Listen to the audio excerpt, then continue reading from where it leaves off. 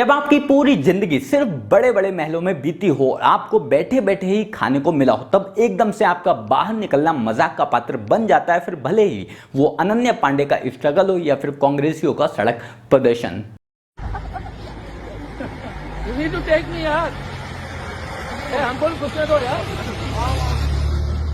सड़क पर कांग्रेसियों को मजाक का पात्र बनते हुए आपने हजारों बार देखा होगा। कल फिर वही हुआ और तब हुआ जब सोनिया गांधी को नेशनल हेराल्ड घोटाले के मामले में ईडी के दफ्तर में पेश होने के लिए बुलाया गया।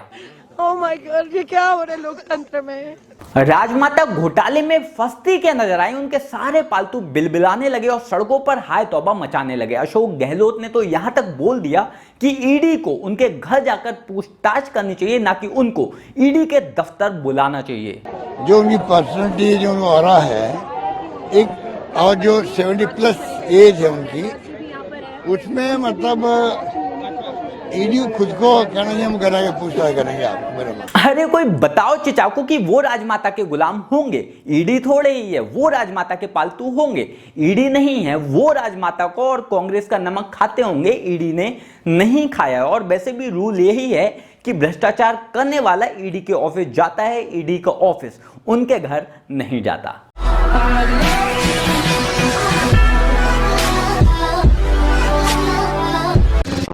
कल हमारे देश में दो बड़े करिश्मे हुए। पहला कि हमारे देश की सबसे निचली पायदान पर खड़ी एक दलित आदिवासी महिला को हमारे देश का राष्ट्रपति बनाया गया, और दूसरा दुनिया की सबसे ताकतवर और सबसे अमीर महिलाओं में से एक रह चुकी सोनिया गांधी को भ्रष्टाचार के आरोपों में ईडी दफ्तर के चक्कर काटने पड़ गए। और यकीन मानो दोनों ही सिचुएशन में हमको मजा बहुत आया। कांग्रेस का हाल कल फड़फड़ाती हुई उस मछली के जैसा था जिसको पानी से बाहर निकाल दिया गया और बाहर धूप बहुत तेज पड़ रही हो। मैं इंदिरा जी की बहू हूँ और किसी से नहीं डरती। सोनिया गांधी हो या फिर कांग्रेस, सभी लोग बार बार बोल रहे थे कि चौकीदार से बोल देना इंदिरा जी की बहू आई थी। इंदिरा जी की बहू आई थी ठीक है, लेकिन फिरोज खान का क्या, उसके बारे में बताना है या नहीं? फिरोज खान बेचारा दुनिया का एक लौता वो बदनसीब इंसान है जिसके बारे में ना तो उसका बेटा बात करता था, ना ही उसकी बहू बात करती है, ना ही उसका पोता बात करता है, और ना ही उसकी पोती बात करती है। फिरोज खान के साथ हो रहे लगातार अन्याय को हमारे देश के लोगों ने सीरियस ले लिया और उनको ही ट्विटर पर ट्रेंड करा दिया। ये लोग जिनसे मैं अनजान हूं, मैं इनका भगवान कैसे बन गया? I don't know.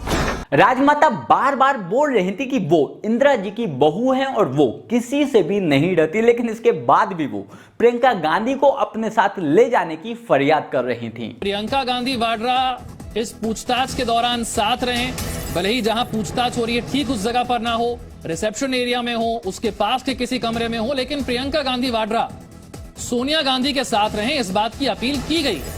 मतलब राजमाता डरती किसी से नहीं है, बस अकेले जाने में घबरा रही थी और अपने आप को बचाने के लिए, अपने आप को ईडी से बचाने के लिए और सरकार पर प्रेशर बनाने के लिए उन्होंने अपने सारे चमचे सड़कों पर उतार दिए थे, फिर भले ही उन्हें प्रोटेस्ट करना आए या फिर ना आए।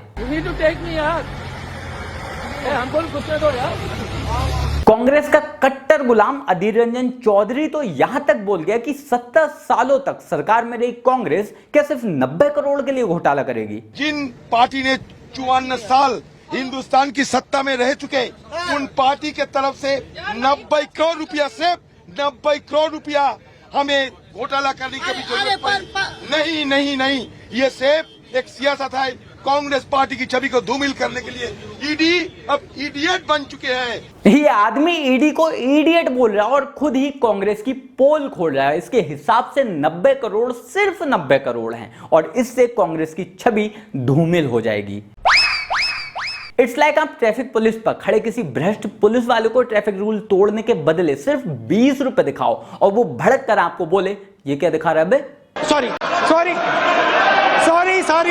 लिस्ट बहुत लंबी है, लेकिन जाते जाते बात करते हैं बस एक और नाम की, शशि थरूर की। तेरे चेहरे से नजर नहीं हटती, नजारे हम क्या। शशि थरूर को सब नौटंकी से घंटा फर्क नहीं पड़ रहा था और वो अपना स्टेज सेटअप करने में ही लगे रहे। जब उनसे पूछा गया कि क्यों आए हो, तो उन्होंने बातों बातों में ही हिंट दे दिया कि भाई पॉलिटिक्स है, करना पड़ता है, सब करते हैं। जो बीजेपी है वो ये कह रही है कि जब नरेंद्र मोदी को परेशान किया जा रहा था उस समय बीजेपी ने मार्च नहीं किया था। गलत झूठ बोल रहा है जो बीजेपी कह रही है।